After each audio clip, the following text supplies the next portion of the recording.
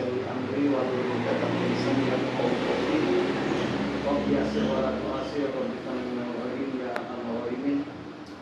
Baiklah teman-teman tim Bangun Inovasi yang saya hormati, yang mana hari ini kita bisa melakukan pelatihan bersama tentang bagaimana membangun branding toko kue warung inovasi. Jadi ini adalah langkah awal kita dalam menjalankan sebuah bisnis. Alhamdulillah kita sudah menjalankan bisnis kita ini selama kurang lebih 4 tahun, 4 sampai 5 tahun. Sepanjang perjalanan kita, alhamdulillah penjualan baik, pelayanan cukup baik, akan tetapi belum terjadi perkembangan yang signifikan di sisi bisnis, sisi usaha. Jadi pendapatan kita dari bulan ke bulan segitu saja, pengeluaran kita meningkat setiap bulan. Kemudian produk kita berkualitas tapi tidak dikenal dengan baik oleh masyarakat. Nah, ini tidak lepas dari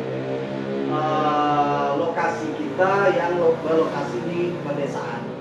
Tentu segmented bisnis di lokasi pedesaan itu akan berbeda dengan bisnis yang ada di kota, yang mana audien atau prospek atau konsumen yang lalu lalang di depan unit bisnis tersebut lebih banyak daripada yang ada di pedesaan. Di pedesaan konsumen kita ya gitu-gitu saja dan orangnya itu-itu saja, sehingga sulit bagi kita untuk meningkatkan sales, untuk branding dan lain sebagainya. Nah, pada pelatihan hari ini kita beri judul pelatihan branding dan pemasaran, strategi untuk branding dan pemasaran toko kue warung inovasi. Oke. Tujuan pelatihan kita pada hari ini adalah memahami pentingnya branding. Apa sih yang dinamakan branding? Nah, seperti itu. Yang kedua, meningkatkan daya tarik pelanggan. Bagaimana setelah pelatihan ini kita bisa berpikir bersama apa hal-hal yang bisa kita lakukan untuk meningkatkan daya tarik pelanggan terhadap toko kita. Yang biasanya pelanggan lewat depan toko kita lalu lewat saja, bagaimana ke depan itu dia lewat bisa menoleh ke kiri, seperti itu, bisa menoleh ke kanan ke arah toko kita. Yang ketiga, tujuan pelatihan menyusun strategi pemasaran kreatif dan efektif. Jadi habis pelatihan ini akan ada rapat kecil untuk menyusun 3 ini. Nah, seperti itu. Pertama kita branding, mulai dari spanduk kita perbaiki, brosur, kemudian iklan di sosial media diaktifkan, kemudian WA pelanggan-pelanggan lama dan lain sebagainya, banyak yang bisa kita lakukan di branding. Branding ini bukan berarti kita menjual, tidak. Kita cuma menciptakan alur lagu, contohnya Aqua, ting ting ting ting ting. Itu aja orang udah berasumsi itu adalah Aqua. Bagaimana kita membuat simbol, suara, nyanyian, dan apapun itu yang mengidentifikasikan bahwa itu adalah warung inovasi. Buat satu ciri khasnya. Atau setiap kue itu dibikinkan mainan kecil kayak Kinder Joy. Kinder Joy apa sih kelebihannya? Coklatnya itu juga ada yang coklatnya lebih enak dan lain sebagainya, bentuknya bulat banyak. Ternyata dia masukkan mainan. Berapa sih harga mainan itu? Mainannya yuk biasa-biasa aja, tapi itu bisa mendongkrak penjualan mereka dan branding mereka. Ketika orang bilang coklat bulat kayak telur dalamnya ada mainan, pasti orang mikirnya punya. Yang kedua, meningkatkan daya tarik pelanggan. Nah, ini pelayanan kita bagaimana ke depannya, senyum sapa salamnya itu, konsumen ditanya ketika kita di WA jawabnya lebih halus, lebih sopan, lebih lembut, memberikan solusi Kemudian lakukan cross selling. Kalau ketika dia nggak mau QTP ini, kita tawarkan QTP ini. Kalau nggak mau juga budgetnya nggak masuk, kita tawarkan lagi yang kecil. Kalau nggak masuk juga kita tawarkan ke donat. Nah ini namanya cross selling.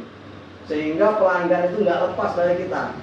Ketika produk A dia tidak mampu beli, pindah ke B, pindah ke C, pindah ke D. Yang penting bagaimana kita berpikir uang yang di saku dia pindah ke saku kita. Nah gitu caranya. Intinya seperti itu. Baik itu kecil maupun besar. Ketika pelanggannya punya uang, tapi dia tidak punya cukup ide itu dari kawan-kawan. Bu, saya butuh kue seperti ini. Kita kasihkan solusi. Oh iya Pak, kalau yang itu yang Bapak mau, itu yang itu mau, kita buatkan yang 2 tingkat. Nah, jadi ini dari bawah ke atas. Kita arahkan yang lebih bagus. Yang kedua tingkat Pak, kita kasih ini, bonus Bapak ini. Seperti itu. Potongan harga sekian. Nah, seperti itu. Jadi itu daya tarik. Ada juga pelanggan ketika kita pesan besar tapi budgetnya nggak masuk, kita kasih solusi yang paling bawah, tapi tetap terjadi penjualan. Kemudian menyusun strategi pemasaran kreatif dan efektif. Nah ini bagaimana pemasarannya? Yang Facebooknya mungkin selama ini yang kita pajang kue aja, bagaimana kandungan iklannya itu mengandung unsur AIDA itu, atau kita bikin sesuatu hal yang ini. Contoh ada di TikTok orang yang mana kakinya keseleo. Nah, dia lompatnya jualan sepatu ceritanya. Jualan sepatu dari kursi lompat ke bawah, kakinya keseleo. Langsung muncul produknya, padahal kakinya nggak keseleo.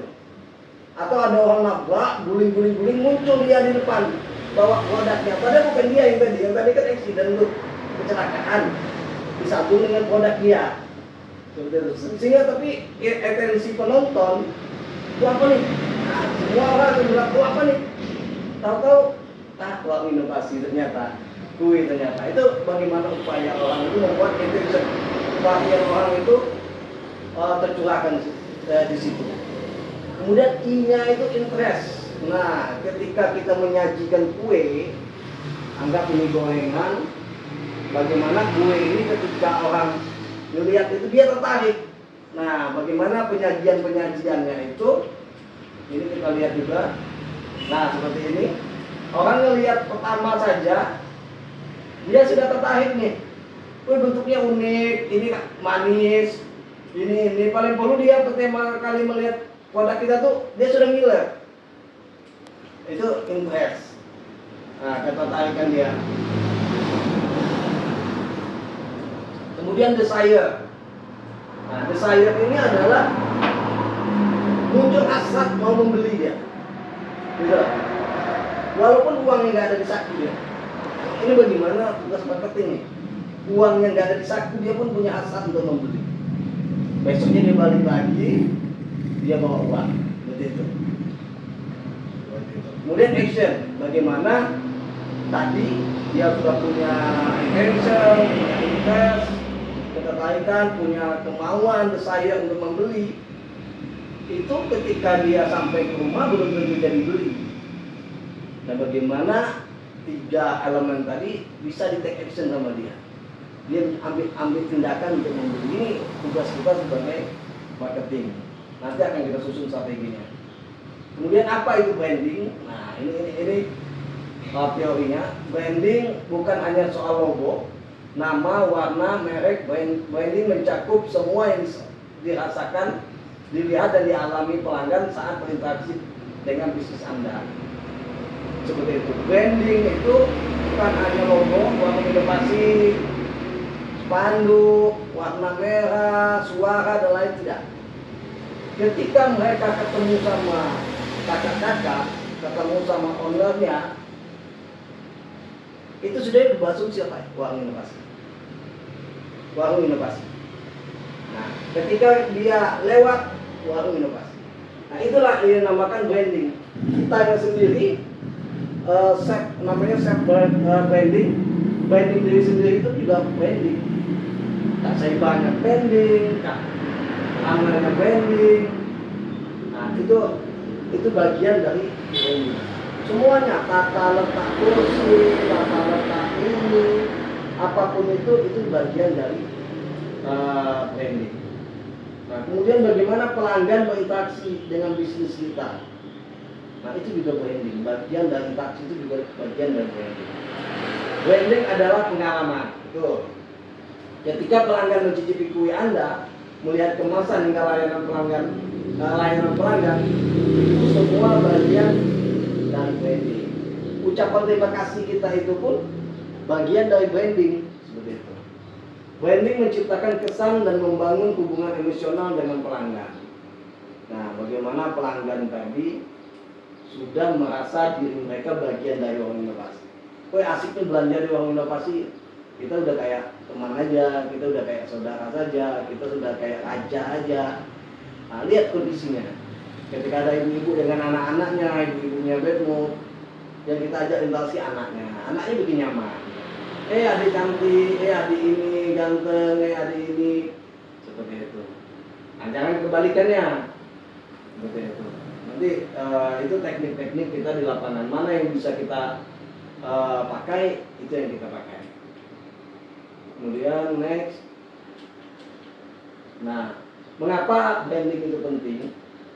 Nah, kenapa? Pertama itu membuat produk mudah diingat.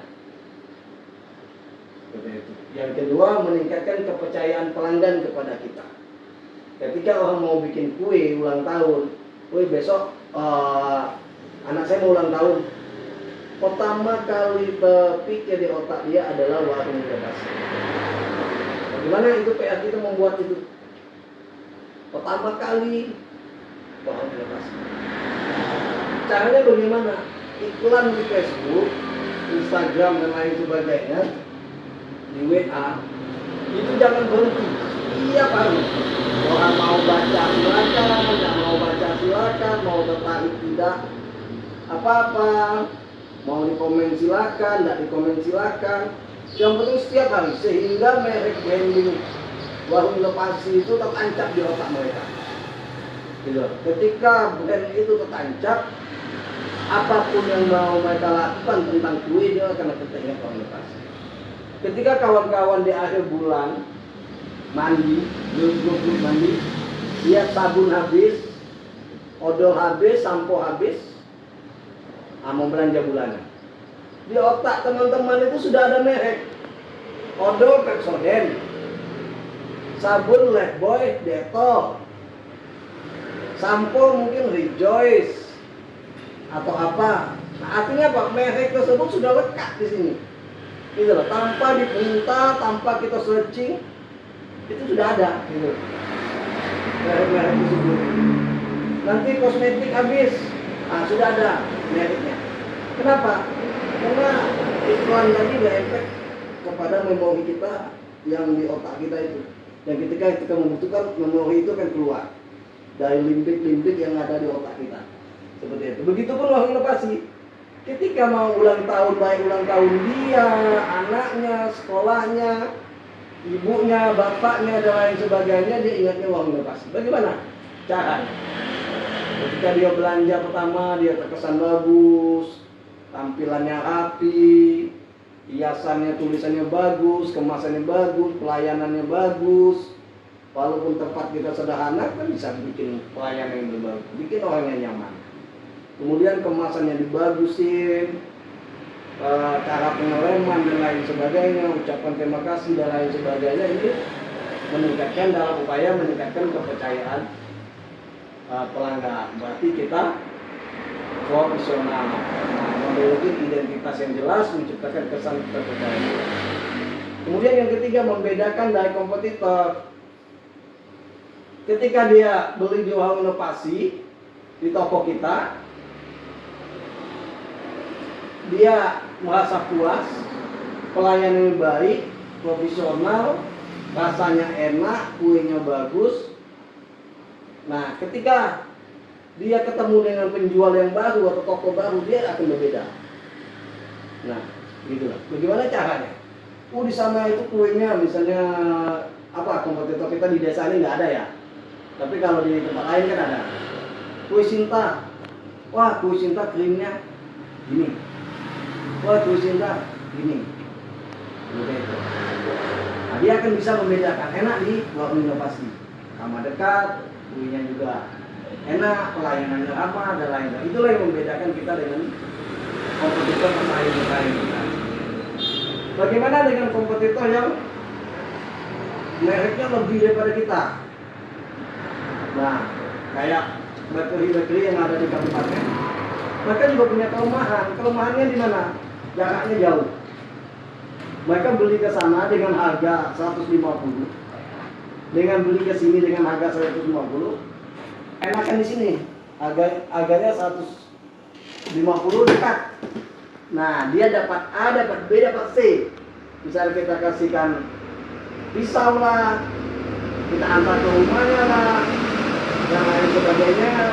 Nah, itu seperti itu. Jadi itu membedakan kita dengan pesaing-pesaing kita. Nah, ini elemen branding yang kuat itu pertama merek. Nama adalah elemen pertama yang dikenal oleh warga.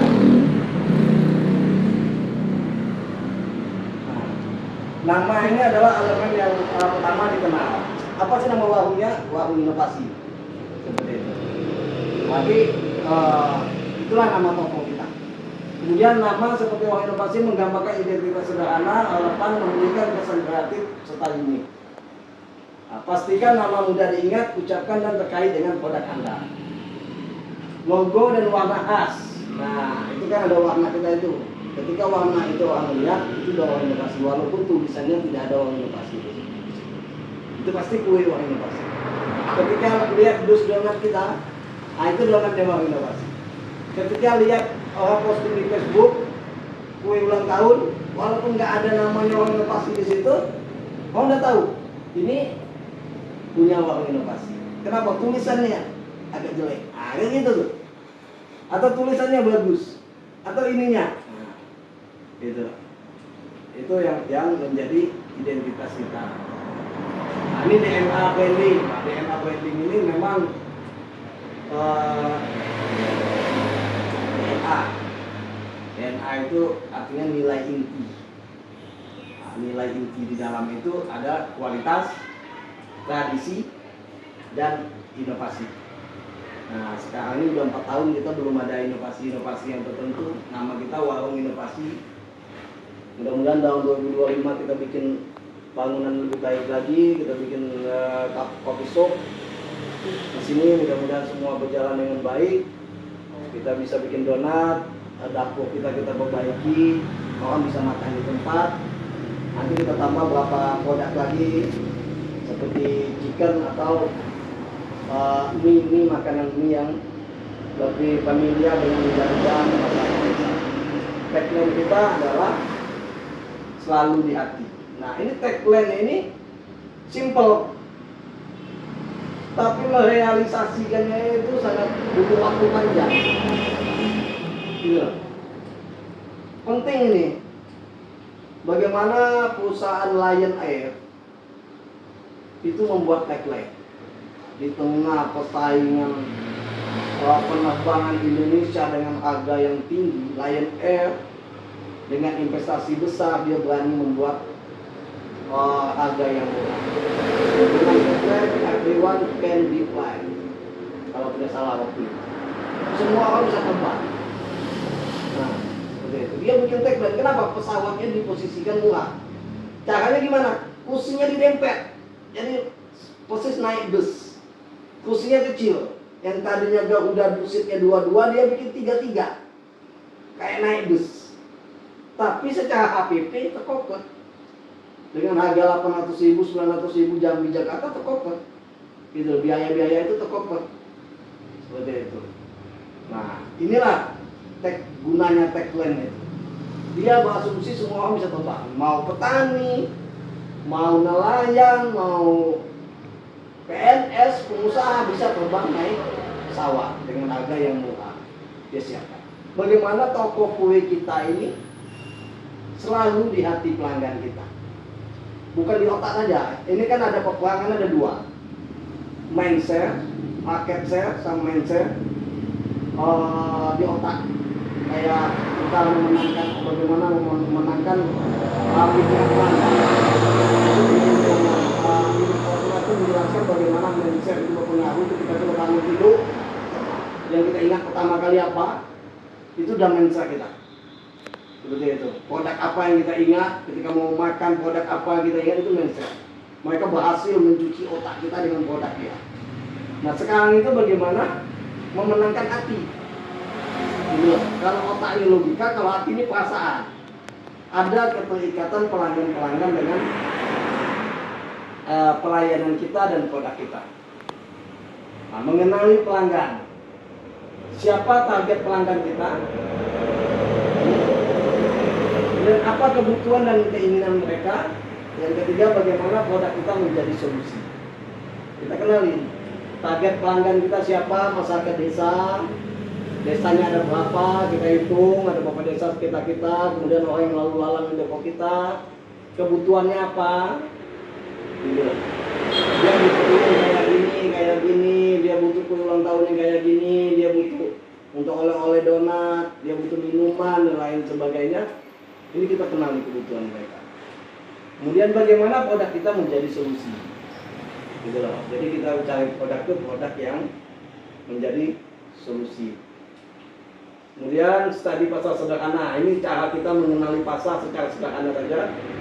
Yang pertama lakukan penelitian rasa favorit, kemasan dan harga. Jadi ini kalau kita melakukan studi sederhana, ini aja, kita survei singkat aja. Kita lihat pelanggan kita hari ini yang paling banyak belinya yang rasa apa? Rasa coklat. Nanti besok yang coklatnya ada. Karena dia ini. Kemudian kemasannya yang gimana yang disukai, kue ulang tahun yang gimana yang paling banyak, itu yang kita posting gitu loh. Nah kemudian harga, pelanggan kita nih harganya di mana sih, yang 250.000 sampai yang 80.000 sampai 250.000, atau yang di harga berapa ke harga berapa. Ini penting, nanti produk kita akan kita produksi berdasarkan APP bahan. Kayak donat satu kotak 25.000 ya. 25.000. Kalau ketika kita naikkan 35.000, harganya udah nggak masuk. Daya beli masyarakat kita di angka 25.000 dengan kualitas sedang. Ketika kita naikin kualitas, kita bikin yang premium, super premium, dengan harga yang lebih tinggi, mungkin daya beli mereka tidak sampai. Kemudian pantau tren kue di media sosial. Lihat nih apa nih yang bulan ini lagi booming. Kayak dulu booming apa, donat apa itu? Bombolani ya yang gede-gede. Bombolani, kemudian donat yang gimana, ini pantau. Nah, kenapa? Karena itu tren. Ketika tren itu naik, pelanggan kita akan memburu yang seperti itu. Tapi nggak mesti kita juga bikin seperti itu, nggak apa-apa. Nggak juga. Apa kita bikin seperti itu? Nggak juga. Bisa kita ikutin trennya, atau kita tetap dengan produk kita. Tapi antisipasi, karena tren ini lagi naik, berarti penjualan kita akan turun nih. Kita antisipasi nih. Oh ini lagi naik. Pas dia yang namanya tren itu nggak lama. Pasti maturity dia. Maturity itu turun ya. Ini kan kalau pompa itu ke atas, ini start, ini growth, tumbuh. Setelah tumbuh itu dia deadline, mulai turun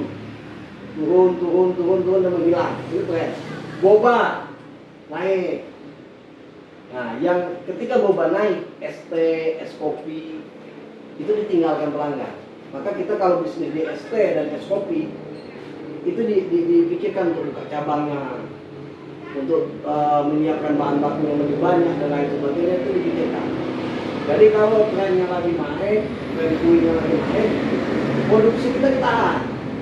Jangan jor-joran produksi, nanti nggak laku. Karena orang lagi penasaran dengan kue yang lagi tren. Strategi digital marketing. Nah ini sudah teman-teman lakukan semua.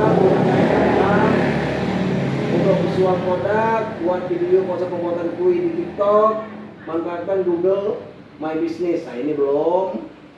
Yang TikTok juga kita belum, kita baru di Facebook, Instagram juga belum, konten-konten juga belum. Mungkin ini bisa dijadikan alternatif bagi teman-teman nanti setelah ini untuk menyusun strateginya.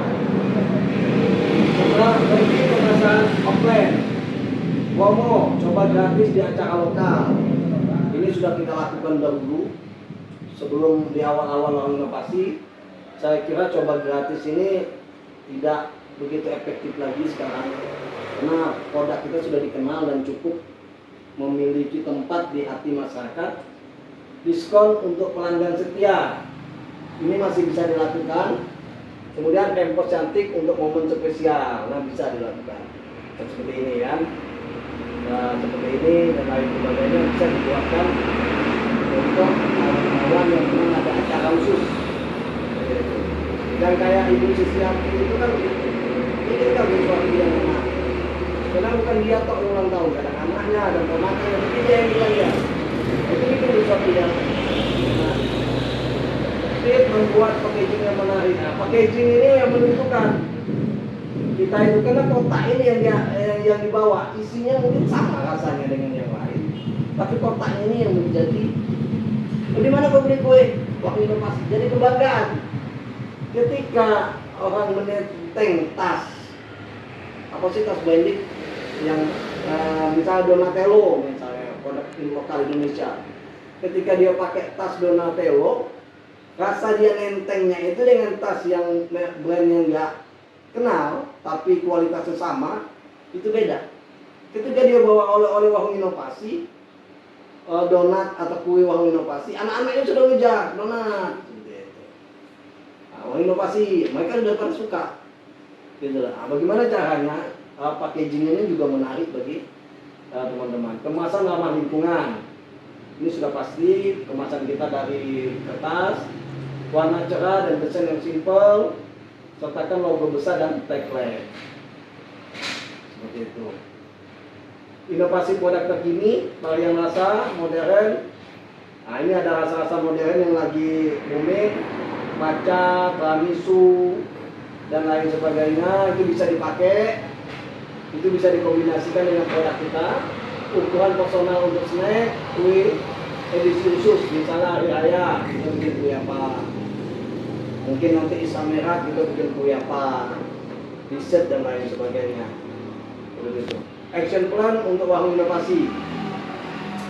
Fokus pada pemasaran digital. Yang kedua, mulai survei untuk inovasi produk. Nah, di desa ini tidak gampang dan tidak mudah untuk berinovasi di sisi produk.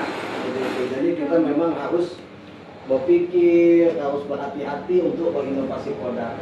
Nanti ketika kita menciptakan produk dan produknya itu ternyata enak menurut kita, tapi nggak bisa kita jual. APP-nya terlalu tinggi, daya beli masyarakatnya tidak kita ukur. Mungkin atau sehari dua hari produknya laku, setelah itu produknya nggak laku lagi. Kayak kita beberapa kali bikin minuman, oke, 1 minggu orang beli minuman, setelah itu nggak ada. Kenapa? Minuman nggak ada bedanya.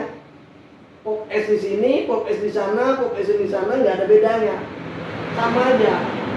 Jadi nggak ada sesuatu yang membedakan. Jadi kalau mau bikin suatu produk, yakinkan produk itu juga memiliki perbedaan dengan yang lain.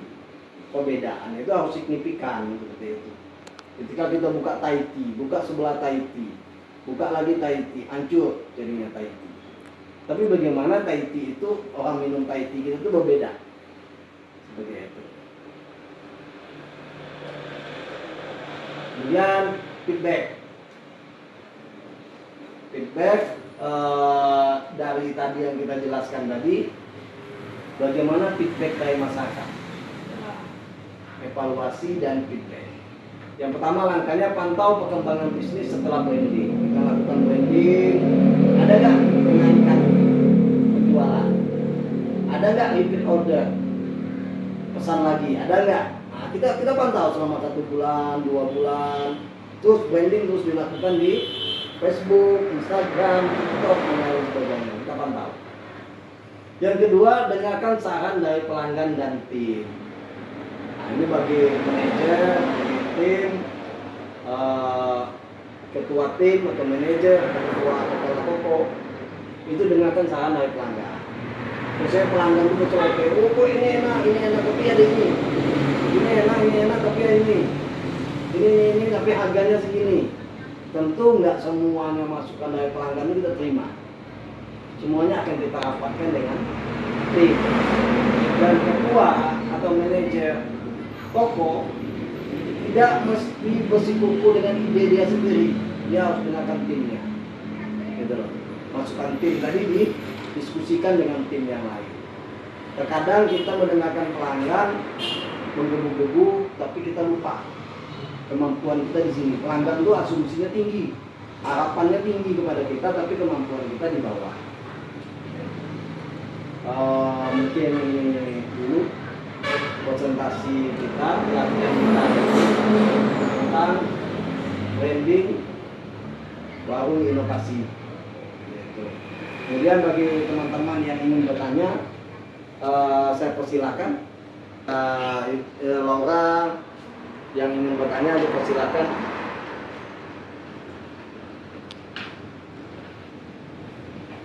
Tentang bagaimana membangun branding. Ayo dipersilakan. Oke, baik, saya ingin bertanya tentang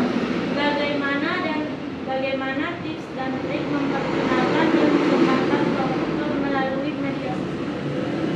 Baik, terima kasih kepada Kak Saiba. Pertanyaan ini sangat menarik. Bagaimana tips dan trik membangun brand melalui sosial media? Sebenarnya sosial media itu sendiri sifatnya umum, sangat luas. Tinggal kita pilih yang mana sosial media yang bisa diterima oleh masyarakat di pedesaan. Mungkin kalau kita pakai LinkedIn dan lain sebagainya nggak efektif. Kita pakai Google, pakai website nggak efektif. Kita lihat, kita kaji di masyarakat desa kita ini rata-rata sosial medianya di mana? Pertama di Facebook. Yang kedua mungkin Instagram. Yang ketiga TikTok. Ini yang paling banyak. Kalau Telegram, kemudian apa lagi yang lain? Yang punya apa tuh? Itu nggak banyak yang pakai, maka kita nggak usah. Nah, pertama yang paling familiar adalah Facebook. Nah, maka Facebooklah yang kita gunakan untuk membuat branding, iklan, promosi dan lain sebagainya. Nah, pertama pilihlah medianya yang biasa dipakai oleh masyarakat di sini. Kemudian bikin konten-konten yang menarik, konten-konten yang menarik pelanggan, konten-konten yang unik.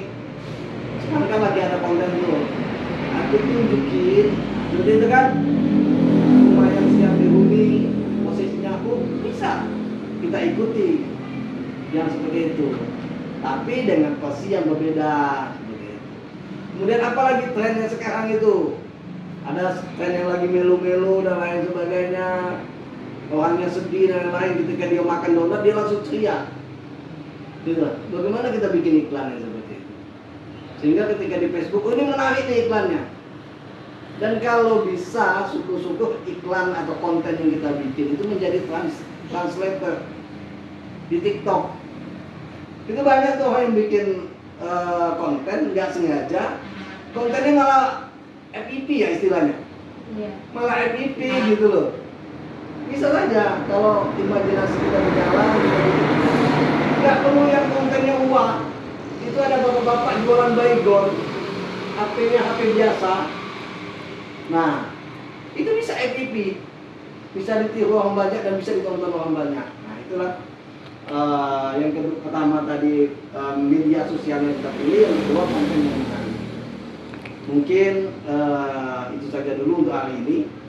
Mungkin lain waktu kita akan sambung. Setelah ini kita akan ada meeting kecil untuk menentukan strategi